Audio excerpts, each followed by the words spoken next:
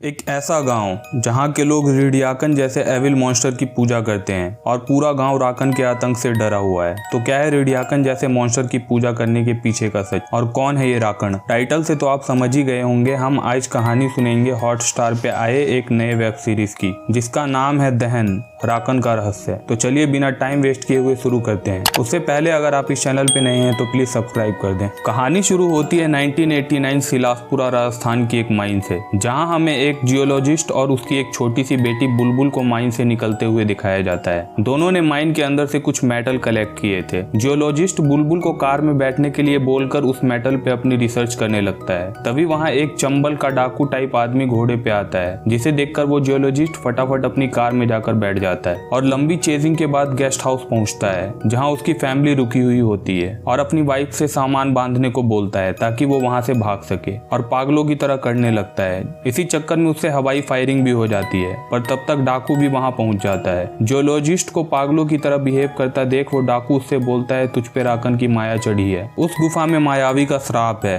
तेरे अंदर के राकन को रोकना होगा। इतने में बुलबुल यानी उस जियोलॉजिस्ट की छोटी बच्ची अपनी माँ के पेट में ही एक नुकीला हथियार घुसा देती है और उसे मार देती है। तभी वो डाकू बंदूक बुलबुल की ओर तान देता है। इससे पहले कि वो गोली चलाता जियोलॉजिस्ट डाकू पे ही गोली चला देता है। फिर कुछ देर की छुपन छुपाई के बाद जैसे ही बुलबुल जियोलॉजिस्ट को मारने वाली होती है, वो डाकू पीछे से आकर दोनों को मार देता है। दरअसल वो पूरी तरीके से मरा नहीं था। वो सारी लाशों को कार में कलेक्ट करता है और एक नदी में पूरी कार को ही ले जाकर डुबा देता है और सीन कट हो जाता है। अब हम आते हैं प्रेजेंट टाइम जयपुर में, जहां हमें एक IAS ऑफिसर अवनी रावत को दिखाया जाता है, जिनके पति ने सुसाइड कर लिया था और उसका जिम्मेदार वो खुद को मानती हैं। उन पे कुछ करप्शन के चार्ज भी लगे थे, पर इंक्वायरी बैठने के बाद उनको क्लीन चिट मिल गई। वो अपने सीनियर ऑफिसर के पास जाती है और सिलासपुरा प्रोजेक्ट का चार्ज लेने की बात करती है। दरअसल सिलासपुरा की पहाड़ियों में सैटेलाइट सेंसर ने कुछ रेयर अर्थ मेटल डिटेक्ट किया था। ये मिनरल हेल्थ और फार्मा सेक्टर को रिवॉल्यूशनाइज कर सकता था। एक प्राइवेट ऑपरेटर राजस्थान सरकार की हेल्प से वहाँ माइनिंग करना चाहता था, पर वहाँ के कुछ लोकल लोग ऐसा नहीं चाहते थे।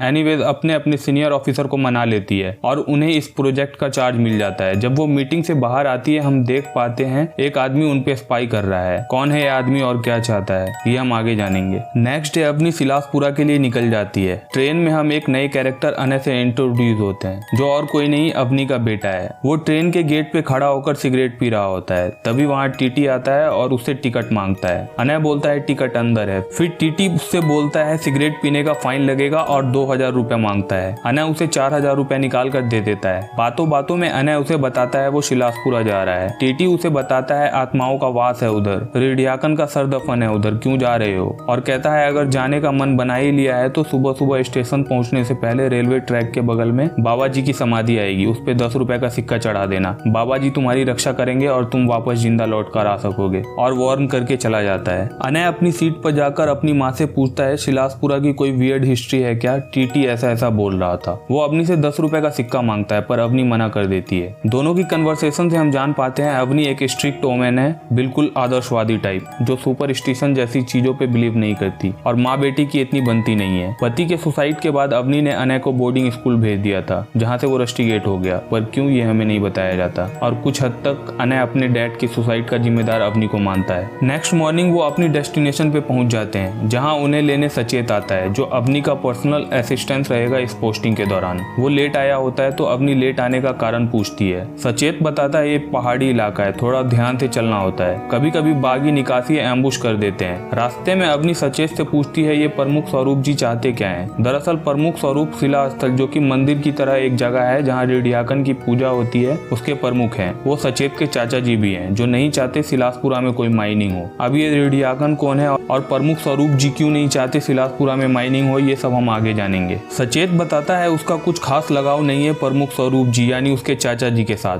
मगर रेडियाकन का शिला स्थल इतना कहकर रुक जाता है। अनय रेडियाकन का नाम सुनकर एक्साइटेड हो जाता है और गूगल सर्च करने लगता है, क्योंकि रेडियाकन के बारे में उसने टीटी से भी सुना था, पर उसे गूगल पे कुछ नहीं मिलता। फिर वो सचेत से कहानी सुनाने को बोलता है। सचेत बताता है ये बहुत पुरानी बात है, जब हिंदुस्तान नहीं था और राजस्थान नहीं था। इस एरिया में एक राजा हुआ करता था जिसके पांव समझो कब्र में ही थे। उस राजा के बेटों और उसके कजिन ब्रदर के बीच में गद्दी को लेकर युद्ध छिड़ गई। एक तरफ थे 5 भाई जो थे सचेत के पूर्वज जिनको करापली कहा जाता है, और दूसरी तरफ थे 50 जिनको आगे चलकर निकासिये कहा गया। अब क्योंकि करापली की सेना कम थी तो निकासिये की सेना उन पर भारी पड़ने लगी। हार लगभग तय थी, लेकिन करापलियों के पास एक तुरुफ का इक्का था। उनके सबसे बड़े भाई वायुसेन का बेटा रीढ़ियाकन की माँ हाडिका एक राक्षसी थी जिसकी कुछ शक्तियां रीढ़ियाकन के अंदर भी थी। दरअसल वायुसेन और हाडिका के रिश्ते को कभी राजा ने एक्सेप्ट ही नहीं किया, इसलिए दोनों माँ बेटे जंगल में रहते थे। फिर भी हाडिका जो कि एक राक्षसी थी, उसने अपने बेटे रीढ़ियाकन को कर्तव्य याद दिलाया और फिर रीढ़ियाकन भी युद्ध में कूद पड़ा।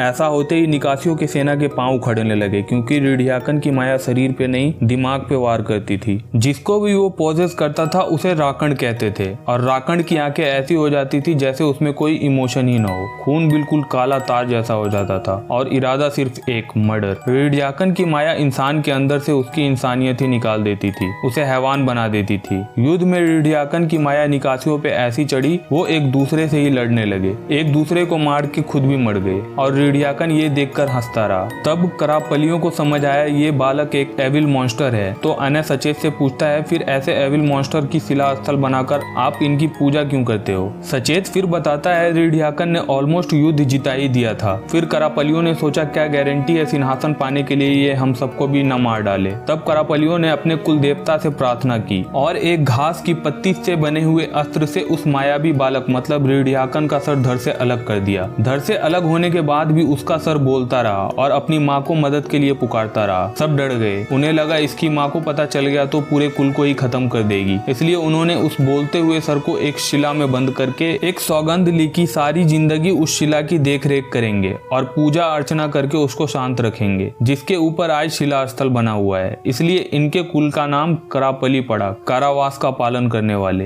रास्ते में उन्हें एक पुलिस की जीप एम्बुश की हुई मिलती है। सचेत बताता है ये निकासियों का काम है। युद्ध हारने के बाद जो बच गए थे उन्हें देश निकाला दे दिया गया था, जो अब इन पहाड़ों में छुप कर रहते हैं। सर्किट हाउस जहाँ उनके रहने का इंतजाम है, वहाँ जाने से पहले वो भवानी जी से मिलने जाते हैं जो गांव के सरपंच हैं और माइन ओपनिंग के लिए सपोर्ट मांगते हैं। भवानी जी बताते हैं विकास और विश्वास दोनों साथ साथ चलना चाहिए। दरअसल उन्हें डर होता है माइन का काम शुरू होने से कहीं शिला स्थल को क्षति न पहुंचे। आपको पता ही होगा पहाड़ों पे माइनिंग शुरू करने से पहले वहाँ डायनामाइट से धमाके किए जाते हैं ताकि जमीन समतल हो जाए और माइनिंग करना आसान हो। एनीवेज भवानी जी का खुद बहुत विश्वास होता है शिला स्थल में। वो बताते हैं उनकी पत्नी भी रीढ़ियाकन पे विश्वास नहीं करती थी, फिर वो पॉजेज होने लगी और इसमें प्रमुख स्वरूप जी उनकी मदद कर रहे हैं और वो अवनी की मदद करने से इनकार कर देते हैं। अवनी ये बोलकर सर्किट हाउस लौट आती है, आप चाहे या ना चाहे माइन खुलकर रहेगी। सर्किट हाउस की डायरी में एंट्री करते वक्त अवनी संदीप का नाम देखती है जो अवनी के कॉलेज फ्रेंड है, वो भी यहाँ आए होते हैं। दरअसल मैंगोन कॉर्पोरेशन जो सिलासपुरा में माइनिंग करना चाहती है, उसने सिलासपुरा की एक बर्ड सेंचुरी में डोनेशन दिया होता है under their eco friendly mining program, और वो इसी प्रोग्राम पे यहाँ रिसर्च करने आए हैं। वो अवनी को बताते हैं ये माइन सीरियस थ्रेट है बर्ड माइग्रेशन को। अवनी बताती है बर्ड माइग्रेशन का तो पता नहीं, पर ये माइन अगर खुल गई तो यहाँ की यंग पॉपुलेशन का माइग्रेशन जरूर रुक जाएगा। टेक्नोलॉजी,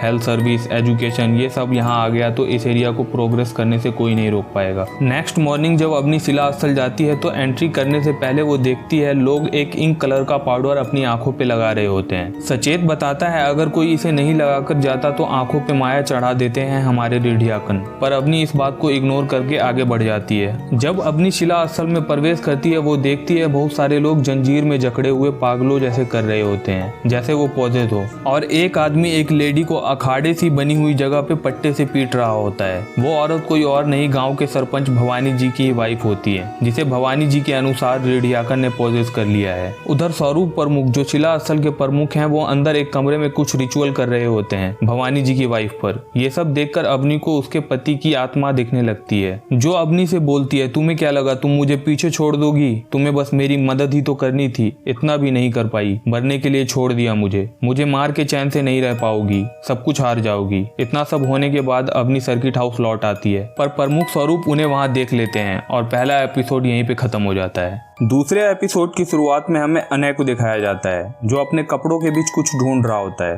तभी उसे बाहर से कुछ हलचल की आवाज आती है, पर बाहर जाके देखने पे वहाँ कोई नहीं होता। फिर वो अपनी माँ के कमरे में जाता है और उनकी डिप्रेशन की गोलियां चुरा लेता है, क्योंकि पति के सुसाइड के बाद से ही अपनी डिप्रेशन में थी। तभी वो किसी को कुछ लेकर भागते हुए देखता है। अनय उसका पीछा करते करते एक बंद फैक्ट्री जैसी जगह पे पहुंचता है जहाँ 3 लोग और होते हैं, मतलब टोटल 4। माही, रानी जो माही की गर्लफ्रेंड है, दिनेश जो गांव के सरपंच भवानी जी का बेटा है, और संतरा। यहाँ कुछ हो पाता उससे पहले ही भैरोन सिंह जो इस एरिया का सर्कल इंस्पेक्टर है, और सीनियर कांस्टेबल परिमल जो सचेत का छोटा चाचा और प्रमुख स्वरूप का छोटा भाई है, वो आ जाते हैं। वो चारों भैरोन सिंह को ये बताकर सिचुएशन संभाल लेते हैं कि अनय रास्ता भटक गया है और वो उसे सर्किट हाउस का रास्ता बता रहे हैं। भैरोन सिंह अनय को लेकर सर्किट हाउस के लिए निकल जाता है। फिर सीन कट होकर एक रैली टाइप जगह पे आता है जहां हम मैंगोन कॉर्पोरेशन, जो कंपनी शिलासपुरा में माइनिंग करने वाली है, उसके जनरल मैनेजर राकेश मौर्य, उसके सिक्योरिटी हेड सिन्हा, सरपंच भवानी जी और अवनी को देख पाते हैं, जो शिलासपुरा गांव के लोगों से बात करना चाहते थे। अवनी गांव वालों से बोलती है, देखिए शिलासपुरा आपका है और यहाँ क्या होना चाहिए इसका फैसला भी आपका ही होना चाहिए। मैंगोन कॉर्पोरेशन के फुल्ली ऑपरेशनल होते ही शिलासपुरा का नक्शा पूरी तरह बदल जाएगा। इतने में यहाँ स्वरूप प्रमुख अपने लोगों के साथ आ जाते हैं और वहाँ जमी भीड़ से बोलते हैं, जलसी आएगी मौत रे और आसमानों से पत्थर की बारिश होगी, माँ कांपेगी डर से थर-थर जब एक इंसान दूसरे इंसान को जानवर की तरह खाएगा, बादल गरगर गरजेंगे, वो आंसू सुर्ख रुलाएगा जब मायावी आएगा, जब मायावी आएगा। और कहते हैं ये शिला स्थल जिसने सदियों से शिलासपुरा की रक्षा की है, उस पे एक भी खरोच आई तो साल भर तो दूर, एक क्षण में सबका सर्वनाश होगा। अगर ये माइनिंग का काम शुरू हुआ तो शिला स्थल पे दरार आने का खतरा है, पर मैंगोन कॉर्पोरेशन का जनरल मैनेजर बोलता है ऐसा कुछ नहीं होगा, और ऐसा कुछ हुआ तो कंपनी इसका पूरा मुआवजा देगी। सचेत अपने चाचा जी मतलब प्रमुख स्वरूप को बोलता है, एक बार इनकी बात तो सुन लो कम से कम। स्वरूप जी सचेत से बोलते हैं, एक तेरा पिता था जिसने करापलियों के लिए जान दे दी और एक तू है गद्दार। सचेत बोलता है, और बदले में क्या मिला मेरे बाप को और करापलियों को। स्वरूप जी इतने में उसे थप्पड़ मार देते हैं। अवनी राकेश मौर्य को नेक्स्ट वीक माइनिंग का काम शुरू करने को कहकर सर्किट हाउस आ जाती है, जहां उसे इंस्पेक्टर भैरोन सिंह और सीनियर कांस्टेबल परिमल रिपोर्ट करते हैं जो अनय को लेकर आए थे। वो अनय को लौटाकर चले जाते हैं। अवनी भी रेस्ट करने के लिए अपने रूम में चली जाती है। इतने में पावर कट हो जाता है तो अवनी रूम से बाहर आकर चेक करने आती है। अंधेरे में डॉक्टर संदीप उसे डरा देते हैं। फिर दोनों छत पे जाते हैं। संदीप शिला स्थल की तरफ इशारा करके बताते हैं, रोज रात को आरती के टाइम वहाँ पे सबसे पहले ज्योत जलती है, उसके बाद सब अपने अपने घरों में रोशनी करते हैं। ये किसी तरह का रिचुअल है जिससे एविल शक्तियाँ दूर रहती हैं। इतने में कोई सर्किट हाउस के गेट पे आग लगा देता है और मैसेज छोड़ देता है, लौट जाओ। हम देख पाते हैं ये और कोई नहीं गांव के सरपंच भवानी जी होते हैं। गुस्से में अपनी जनरल मैनेजर राकेश मौर्य को फोन लगाती है और जो माइनिंग का काम नेक्स्ट वीक शुरू होने वाला था उसे कल से ही स्टार्ट करने के लिए बोलती है। नेक्स्ट डे कंपनी ने डायनामाइट पहले से ही बिछा रखा था। अपनी साइट पे पहुंचती है जहां इंफॉर्मेशन लीक होने की वजह से कुछ लोग पहले से ही वहां पहुंचकर प्रोटेस्ट कर रहे होते हैं, पर सब कुछ इग्नोर करके अपनी डायनामाइट का बटन दबा देती है। विस्फोट शुरू हो जाता है जिससे शिला स्थल की शिला में भी दरार पड़ जाती है, जिसके सामने प्रमुख स्वरूप जी बैठकर कुछ रिचुअल कर रहे होते हैं। फिर वो पोएम रिपीट करते हैं, बादल गरगर गरजेंगे, वो आंसू सुर्ख रुलाएगा, सदियों से सूखी धरती पे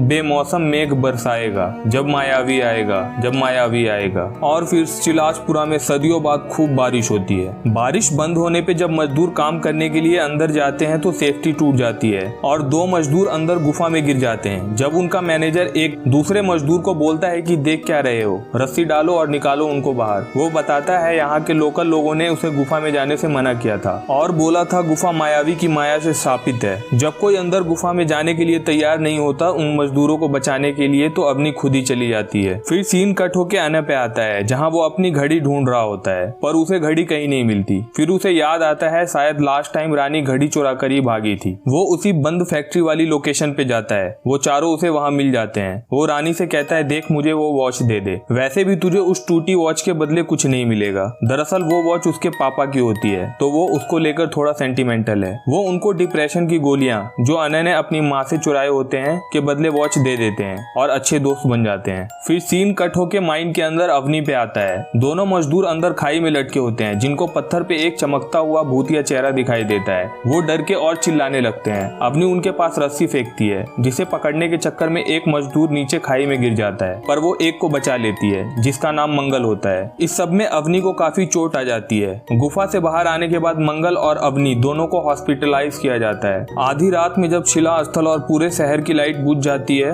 हम देख पाते हैं मंगल अपने हॉस्पिटल बेड पे ही तड़प रहा होता है, घुर्राने लगता है जैसे वो पॉजेज हो गया हो। वो अवनी के रूम में जाता है और कुछ कर पाता उससे पहले ही शिला स्थल का सायरन बजने लगता है, जिससे पूरे शहर की लाइट चली जाती है। सायरन की आवाज सुन के मंगल भी वहां से भाग जाता है। फिर सीन कट होके अनय और उन 3 लोग रानी, माही और संतरे पे आता है, जो उस बंद फैक्ट्री वाली साइड पे लेजर लाइट से मस्ती कर रहे होते हैं। तभी रानी को कुछ अजीब सा दिखता है। पास जाकर देखने पे वहाँ गाँव के सरपंच भवानी जी की लाश होती है और एपिसोड 2 यहीं पे खत्म हो जाता है। थर्ड एपिसोड की शुरुआत में हम सीनियर कांस्टेबल परिमल को तालाब के किनारे अपनी तलवार की धार तेज करते हुए देख पाते हैं। तभी वहाँ प्रमुख स्वरूप जी आते हैं और उससे पूछते हैं, भवानी को तूने मारा? परिमल बोलता है, करापली कब से एक दूसरे को मारने लगे, भवानी तो भटक गया था, पर आप तो प्रमुख हो। परिमल के अनुसार भवानी माइन कंपनी का साथ दे रहा था, इसलिए भटक गया था।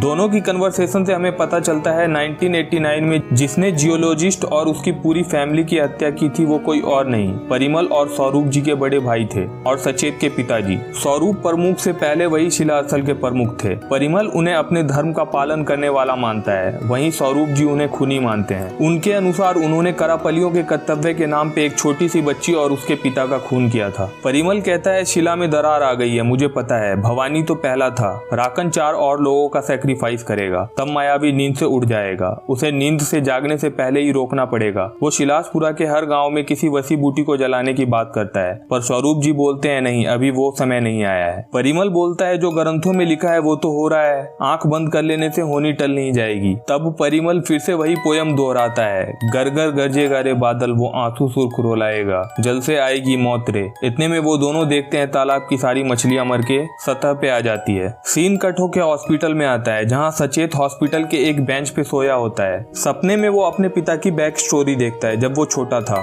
बचपन में वो अपने पिता की खंजर देख के उनसे पूछता है, ये क्या है? उसके पिता बताते हैं, परंपरा है सचेत, करापली धर्म का, आज ये मेरा है कल तुम्हारा होगा। मतलब हर करापली के पास एक खंजर होता है और राइट हैंड की आर्म पे एक खंजर जैसा टैटू। वो अपने पिता से पूछता है, बाबूजी ये कब दोगे? वो बताते हैं, ये तो चाबी है सचेत, पहले तो इसका ताला ढूंढ ले। इतने में सचेत की आंख खुल जाती है। अवनी को भी भवानी जी के मर्डर का पता चल गया था, तो वो हॉस्पिटल से सचेत के साथ पुलिस स्टेशन के लिए निकल जाती है। रास्ते में वो परिमल को फोन करती है और भवानी जी की बॉडी को कस्टडी में लेने की बात करती है, पर परिमल कहता है, बॉडी तो सुबह ही निकाल दी थी अंतिम संस्कार के लिए, उनकी वाइफ रेनू की परमिशन से। कस्टडी का तो कोई केस ही नहीं बनता था, जानवरों का हमला हुआ था। फिर सीन कट होके जेल में आता है, जहां हम लॉकअप में माही, रानी, अनय और संतरे को देखते हैं, जिनको पुलिस ने पकड़ लिया था जब वो लाश को देखकर भाग रहे थे। पुलिस उनसे पूछताछ कर रही थी क्योंकि वो आई विटनेस थे इस केस के। फिर वहाँ भैरौन सिंह आता है, जो अनय को लॉकअप में देखकर कांस्टेबल को उसे घर छोड़ के आने के लिए कहता है, पर अनय ये बोलकर मना कर देता है, जब तक सबको नहीं छोड़ोगे मैं भी कहीं नहीं जाऊंगा।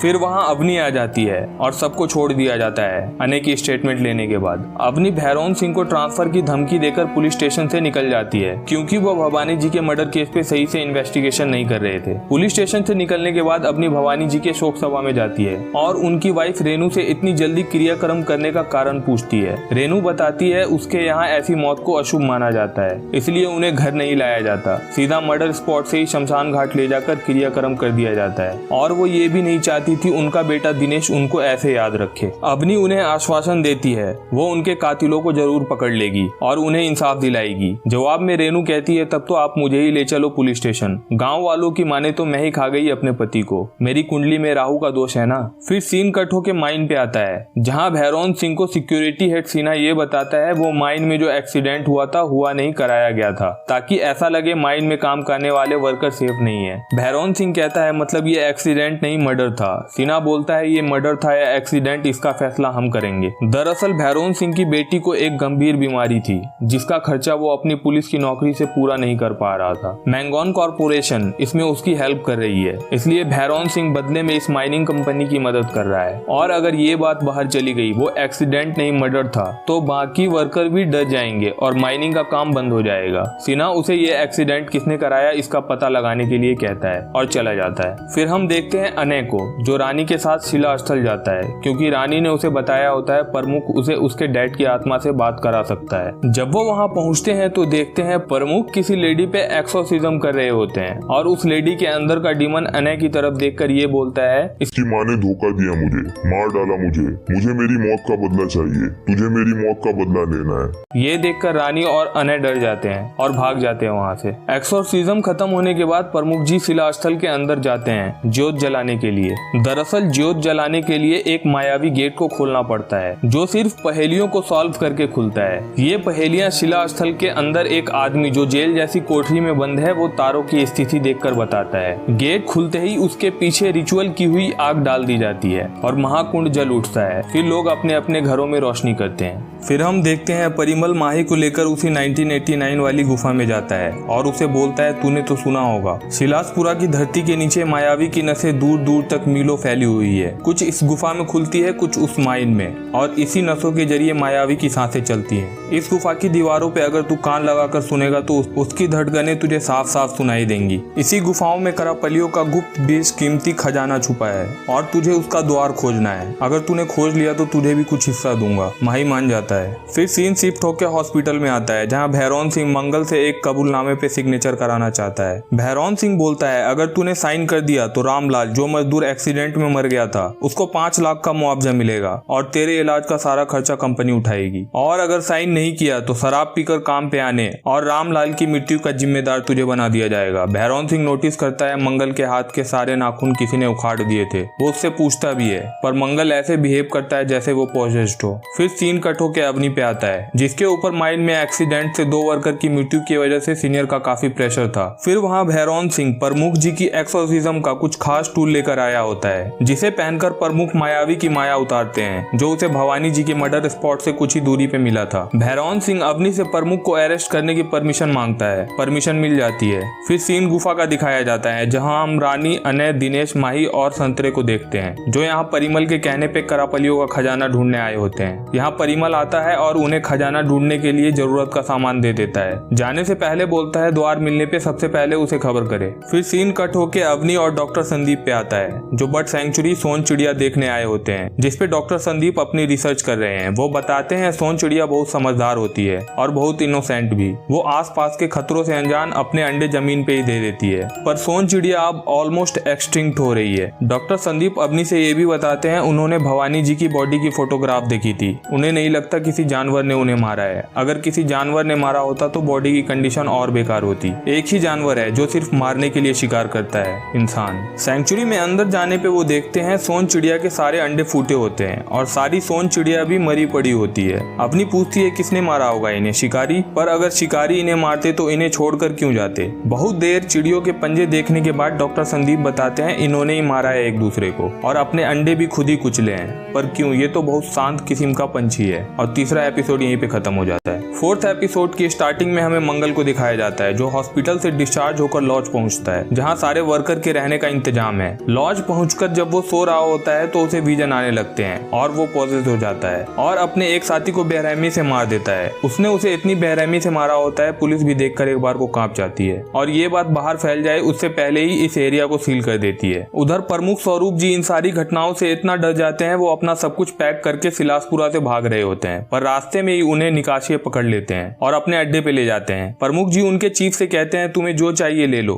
बस मुझे जाने दो। पर उनका चीफ कहता है पहले ये बता दो प्रमुख जी, शिला पहले टूटी आपका विश्वास। दरअसल इन निकासियों का धर्म है शिलासपुरा के जंगल की रक्षा और ये इंश्योर करना कि रिढ़ियाकन की पूजा होती रहे ताकि वो शांत रहे, और अगर कोई ऐसा करना बंद करे तो उसे भी रिढ़ियाकन के पास भेजना। तभी वहाँ इंस्पेक्टर भैरौन सिंह आ जाता है। वो भी एक निकासी है और निकासियों के चीफ का बेटा। वो प्रमुख को लेकर पुलिस स्टेशन आ जाता है। सीन कट होके सर्किट हाउस आता है जहाँ डॉक्टर संदीप अपने किसी सीनियर को बता रहे होते हैं सोन चिड़िया अपने अंडे खुद से तभी फोड़ती है जब उसे लगता है अंडों में कोई इन्फेक्शन हो गया हो या जेनेटिक प्रॉब्लम। पर यहाँ पे उन्होंने एक दूसरे को भी मार डाला, मतलब इन्फेक्शन उनमें भी था पर वो 100% श्योर नहीं थे। फिर वहाँ सचेत आता है और अवनी को इन्फॉर्म करता है प्रमुख जी मिल गए। वो पुलिस स्टेशन के लिए निकल जाते हैं। सीन कट होकर लॉकअप में आता है जहाँ भैरौन सिंह प्रमुख से पूछताछ कर रहा था। प्रमुख जी बताते हैं वो भाग नहीं रहा था, मायावी कि माया का बंधन टूट गया है। मैं उसी को रोकने के लिए पूरब की तरफ जा रहा था। भैरौन सिंह बोलता है तो सीधे सीधे बोलकर चले जाते, आइस पाइस खेलने की क्या जरूरत थी। प्रमुख जी बोलते हैं ये एक गुप्त प्रक्रिया है और इतना कहकर रुक जाते हैं और कहते हैं छोड़ो, ये तुम्हारे समझ की बाहर की बात है। भैरौन सिंह उन्हें कहता है समझ तो आप नहीं रहे हो प्रमुख जी, आप कितनी बड़ी मुसीबत में हो। और फिर वो उन्हें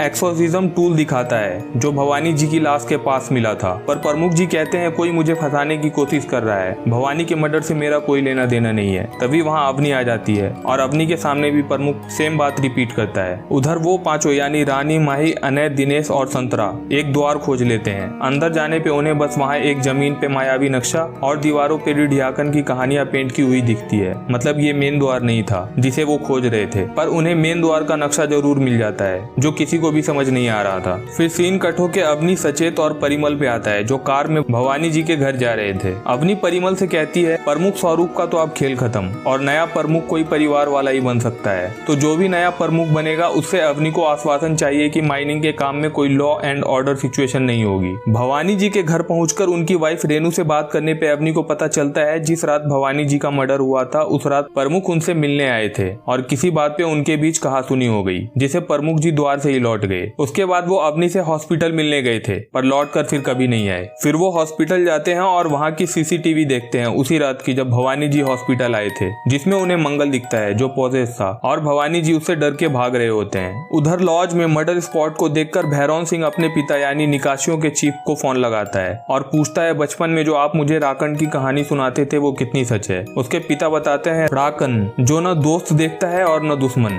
अपनी माया का ऐसा जाल बिछाता है लोगों को अंदर से खा जाता है। अपने पिता से बात करने के बाद वो सिक्योरिटी हेड सिन्हा से मिलता है और पूछता है उस मरे हुए मजदूर के कमरे में दूसरा बेड किसका है और उसे पता चलता है ये बेड किसी और का नहीं मंगल का है। मतलब अब भवानी जी और उस मजदूर की हत्या का प्राइम सस्पेक्ट मंगल था। उधर गुफा में अनय दीवार पे एक पेंटिंग देखता है जिसमें एक आदमी उसी मायावी नक्शे पे पेशाब कर रहा होता है। वो माही, दिनेश और संतरे को बुलाता है और उस मायावी नक्शे पे पेशाब करने को कहता है। ऐसा करते ही वो मेन द्वार खुल जाता है। अनय एक्साइटमेंट में अंदर जाके एक्सप्लोर करना चाहता है पर माही उसे रोक देता है ये कहकर कि पहले परिमल को बताना चाहिए। इसी बात पे अनय और माही की हाथापाई हो जाती है पर बीच में रानी आ जाती है और अनय से पूछती है प्रमुख से मिलना है या नहीं। अनय हाँ कहता है और रानी के साथ पुलिस स्टेशन के लिए निकल जाता है क्योंकि उसे अपने पिता की आत्मा से बात करनी थी। उधर मंगल दोबारा लॉज में आता है। वो अभी भी पॉजेस होता है। लॉज में सारे मजदूर खाना खा रहे होते हैं। वो उन पे हमला करना शुरू कर देता है और एक मजदूर का हाथ उखाड़ देता है। इससे पहले कि वो वहाँ और कुछ कर पाता, भैरौन सिंह, अवनी और परिमल पुलिस स्क्वाड के साथ आ जाते हैं। पर मंगल फिर भी इन सब पे भारी पड़ रहा था। बट एंड में किसी तरह सब मिलके उसको पकड़ लेते हैं और पुलिस स्टेशन ले जाते हैं। इधर रानी और अनय भी प्रमुख से बात करने के लिए पुलिस स्टेशन पहुंच गए थे पर इतनी भीड़ देखकर वो फाइल की रैक के पीछे जाके छिप जाते हैं। भैरौन सिंह दो कांस्टेबल को मंगल पे नजर रखने के लिए बोल के चला जाता है पर आधी रात में हम देख पाते हैं एक कांस्टेबल जिसको लॉज की हाथापाई में चोट लग गई थी उसके शरीर पे अजीब सा मार्क बन जाता है और वो वायलेंट होकर अपने साथी कांस्टेबल जो कि उसका अपना सगा भाई भी होता है उसको मार देता है। प्रमुख जी अपनी सेल से चिल्ला चिल्लाकर उसे समझा रहे होते हैं पर वो किसी की नहीं सुनता। ऐसा लगता है वो हैवान बन गया हो। अनय और रानी अभी भी छुपे हुए थे जो ये सब देखकर बाहर भागते हैं। मंगल भी अपनी सेल तोड़कर आजाद हो गया था और वो उस वायलेंट कांस्टेबल को भी मार देता है और अनय रानी का पीछा करता है। एपिसोड 4 यहीं पे खत्म हो जाता है। 5वां एपिसोड शुरू होता है और हम देख पाते हैं मंगल अभी भी अनय और रानी का पीछा कर रहा है। किसी तरह मंगल से बचकर दोनों अपने अपने घर पहुंच जाते हैं। अनय बहुत डरा हुआ होता है जिसे अपनी शांत करती है। इस सब में अनय अपने पापा की वॉच पुलिस स्टेशन में ही भूल जाता है। उधर परिमल तलवार लेकर पुलिस स्टेशन पहुंचता है और पुलिस स्टेशन की बुरी हालत देखता है। वहाँ प्रमुख जी उसे बेंच पे बैठे हुए दिखते हैं जिनके पास मौका था भागने का पर वो भागे नहीं।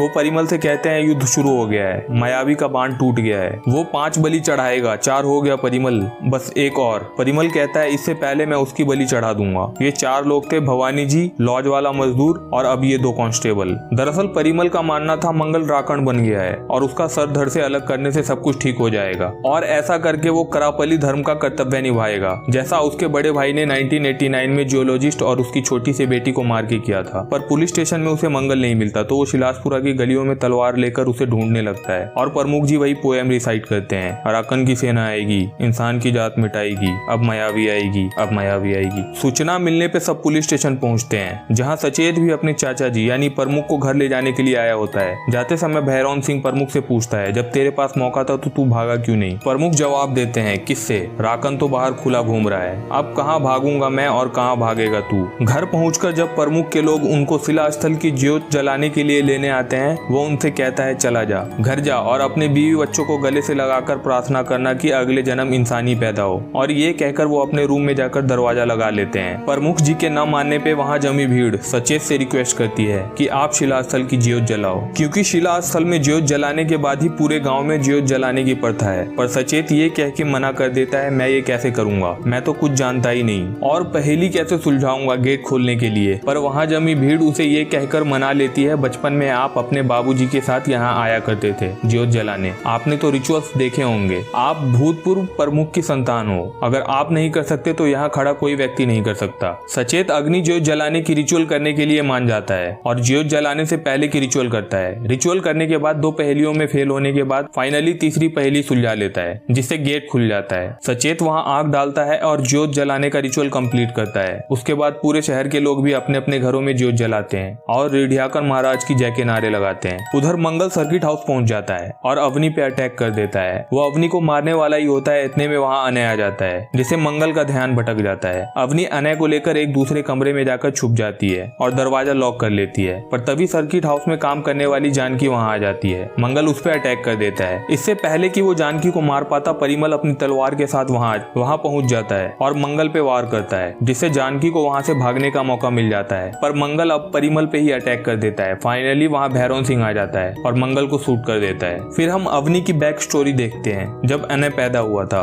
वो अपने पति से कहती है मुझे इस बच्चे के लिए कुछ फील नहीं हो रहा है और सुसाइड करने वाली होती है। पर अवनी का पति उसे यह कहकर मना लेता है उसे उसकी जरूरत है और उस बच्चे को भी, उसे कुछ टाइम दो, वो तुमसे इतना प्यार करेगा, तुम उससे प्यार किए बगैर जी नहीं पाओगी। सीन प्रेजेंट में आता है और दोनों माँ बेटे एक दूसरे के कंधे पे सर रख के कुछ देर बैठते हैं। सचेत को भी राकण मतलब मंगल के मारे जाने की खबर मिलती है। उसे लगता है राकण को परिमल ने मारा, पर जो सूचना देने आया होता है वो बताता है राकण को परिमल ने अपनी तलवार से नहीं, भैरव सिंह ने अपनी बंदूक से मारा है। ये सुनकर सचेत बताता है राकण को बंदूक की गोलियों से नहीं मारा जा सकता, राकण तभी मरेगा जब उसका सर धड़ से अलग किया जाए, वो भी करापलियों की तलवार से। वो लौट के आएगा। नेक्स्ट डे सचेत, जो आखिरी रात रिचुअल करने के बाद पूरा ही बदल गया था, जो पहले इन सब चीजों पे विश्वास नहीं करता था, अब करने लगा था। अपने चाचा परिमल के साथ सिलासपुरा गांव में घूम रहा होता है, जिसको ऑलमोस्ट पूरे गांव वालों ने ही नया प्रमुख मान लिया था। परिमल सचेत को उसके पिताजी की कहानियां सुनाता है और बोलता है तेरे पिताजी ने बलिदान दिया, मुसीबत आने से पहले ही उसे रोक दी। समय के अनुसार कभी कभी प्रमुख को रक्षक से राक्षस भी बनना पड़ता है, तो उसे तैयार रहना है, अपनी तलवार झुकने नहीं देनी, सिर्फ मायावी की सोचना है। बातें करते हुए परिमल सचेत को लेकर एक कमरे में आता है और बोलता है हमारा उद्देश्य है, हमारा कर्तव्य है, सिर्फ शिला को शांत रखना नहीं है, कभी कोई अनहोनी हो जाए तो योद्धा बनकर पूरी दुनिया की रक्षा करना भी है। और फिर परिमल आग की भट्टी से एक खंजर निकालता है जो करापलियों का चिन्ह भी है, और उस भट्टी से निकले हुए बिल्कुल लाल चिन्ह को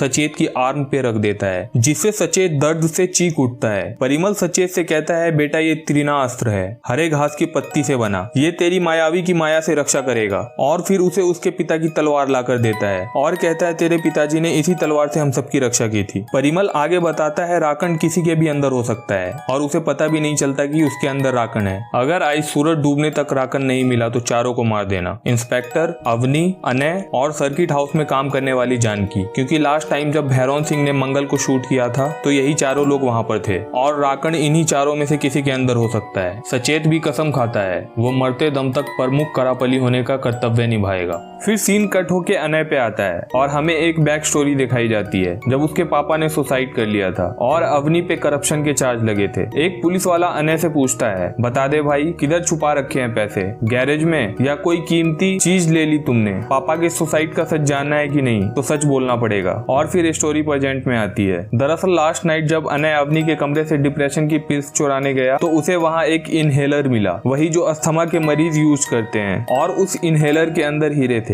अब अनय को लगने लगा था उसकी मम्मी मतलब अवनी ने ही ब्राइब लिया था, जिसका ब्लेम उसके पापा पे लगा और उन्होंने सुसाइड कर लिया। वो अपनी माँ से जाकर लड़ाई करता है और बोलता है अगर आपने इसे पुलिस को दे दिया होता तो पापा जिंदा होते, आपने उन्हें मार दिया, आप एक राक्षस हो। ये सब बातें बोलकर वो चला जाता है। फिर अवनी अपने सीनियर ऑफिसर को फोन लगाती है और कहती है ये जगह ठीक नहीं है, आप गाड़ी भेज दीजिए और अनय को यहाँ से ले जाइए। तभी अवनी को फिर से उसके पति और मंगल की आत्मा दिखने लगती है, जो अवनी से कहती है मैं क्या कर रहा हूँ, कर तो तुम रही हो, मरोगे, तुम सब मरोगे। इतने में वहाँ डॉक्टर संदीप आ जाते हैं और अवनी बेहोश होकर गिर जाती है, जिसे डॉक्टर संदीप संभाल संभाल लेते हैं और यहाँ एपिसोड 5 खत्म हो जाता है। तो ये थी पहले 5 एपिसोड की कहानी। अगर ये वीडियो आपको अच्छी लगी तो सब्सक्राइब करके बेल आइकन दबा देना और लाइक भी कर देना प्लीज। इस सीरीज के 4 एपिसोड और हैं, उसकी वीडियो भी जल्दी ही आएगी।